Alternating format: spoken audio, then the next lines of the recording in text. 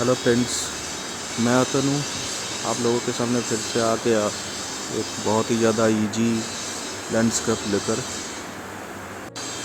ये जो ड्राइंग है मैंने इसको ऑयल पेस्टल में किया हूँ, डोम्स का। इससे पहले ये ड्राइंग को मैंने काफ़ी बार कर चुका हूँ। अपना जो स्टूडेंट लोग हैं उसके लिए तो ज़्यादातर वाटर कलर में किया हूँ। तो हर बार एक अलग ही टेस्ट का होता है। पिछली बार क्या किया हूँ तो याद नहीं रहता, तो हर बार अलग टेस्ट का होता है और हर बार वीडियो भी नहीं हो पाता।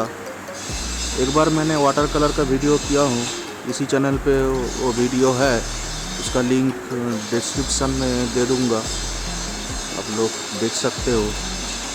इस बार ऑयल पेस्टल में किया हूँ, शायद आप लोगों को अच्छा लगे।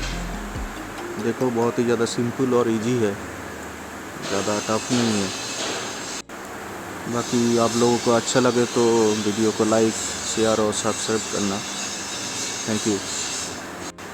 और छोटे बच्चों के लिए मेरा चैनल बहुत ही ज़्यादा हेल्पफुल है। जो नया नया वाटर कलर या पेस्टल सीख रहा है उसके लिए बहुत ही ज़्यादा हेल्पफुल है। ड्राइंग सीखने के लिए मेरे चैनल को विज़िट कीजिए। थैंक यू दोस्त।